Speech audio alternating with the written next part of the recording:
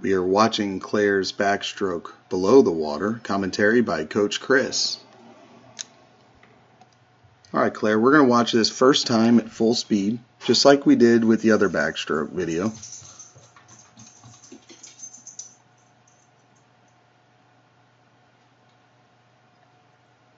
Alright.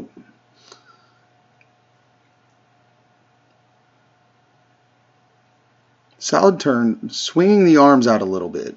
So we need to try and keep those arms close to the body. Again, one of the things I really like is this shoulder drive, like we talked about above water. You're doing a real good job. Look how deep we're getting our pull. Doing a real good job of getting that shoulder down and getting a grab of the water. But you can kind of see the hips. See how the hips slide side to side? That's one of the things we talked about. There's a little bit of wiggle in those hips. And like I said, part of that is it looks like we're just part of that's not staying in that skinny wide position. We're reaching too far right above our shoulders. And the other part of it, I think, might be the depth of this pull. See how that hand goes really deep? That might be part of it too. But a big part's just trying to focus on keeping those hips from rotating as much. You're rotating more than your shoulders with the hips, and I can see that on this underwater video. So try to roll the shoulders more than the hips, not the hips more than the shoulders. So kick looks pretty solid. It just needs a quicker tempo, and that's part of the issue too. But as far as issues go, it's an easy one to fix. The shoulder roll's nice. Here's what I want to really watch though, because you're getting good depth because of that shoulder roll. The shoulder's getting in, getting down. See how you're pulling down? Now this is as far down as you want to go. And you want to try and keep that hand oriented up and down. Right now, you can see how you're trying to reach down so your hand is pointed downward.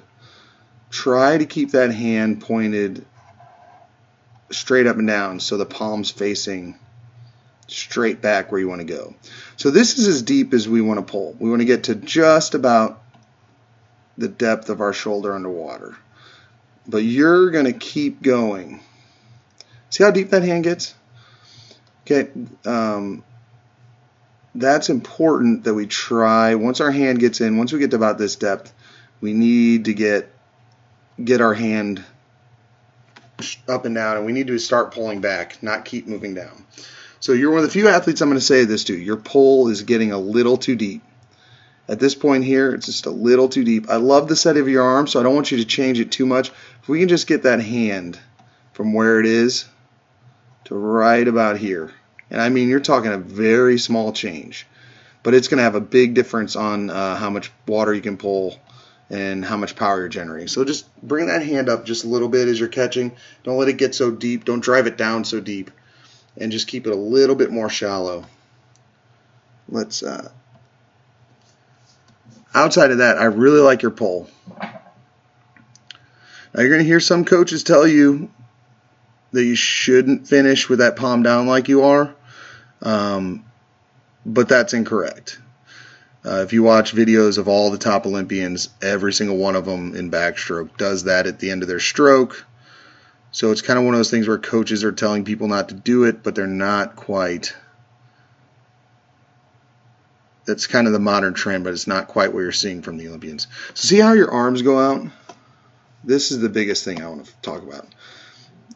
When you go into this turn, see how your arms are out to that side?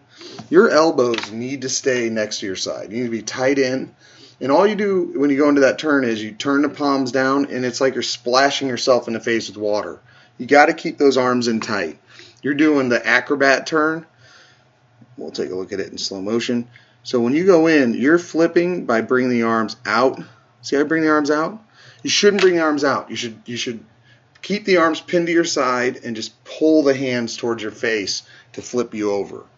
This is something we'll talk about next time I see you at practice. But it's very important because this somersault turn is very slow and inefficient because you got all that arm movement, and it's just going to slow you down because you only take as long as those hands are swinging around in the water. And the other thing I've noticed here is look how low your feet are. Here's your feet on the wall. And as part of that turn too, you're diving down well, but you're just not getting, you want your feet to be higher than your head. So here's your feet. You want them up there. You want them right about here if your body's where your body is. Because right now where you're going to push off, you're not going to be able to push off very deep. Good streamline. I really like that streamline. You're comfortable on your back. Good breakout. Stand a little bit shallow, and you can kind of see that bob, and that's again from that hip movement.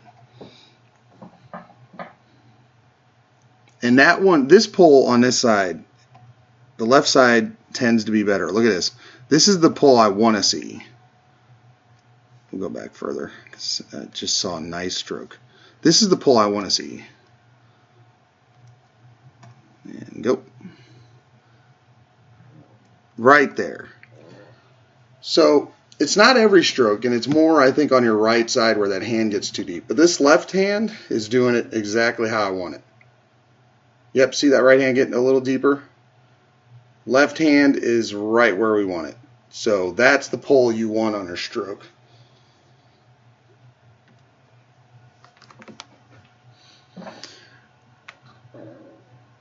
Yep, as I watch you, Claire, I'm seeing a lot of really good things.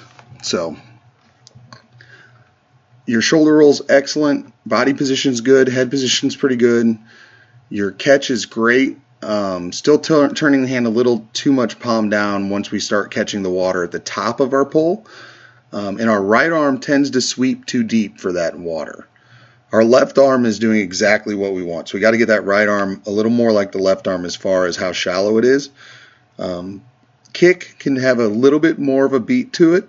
Be a little bit quicker with the feet so you have more stability. And the big thing for your backstroke is to watch those hips.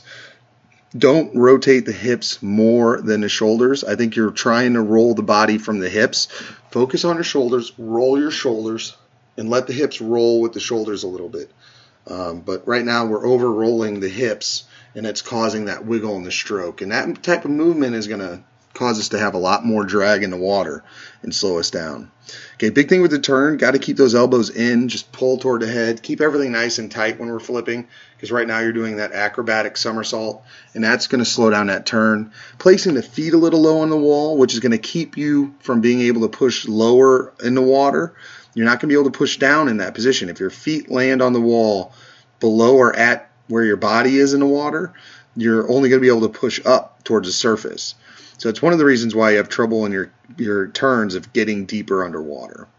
So really good job on your backstroke. We've only got a few things to tweak, but I hope this gives you an idea of some of the stuff we're talking about and some of the drills we're doing. And we'll keep working on this.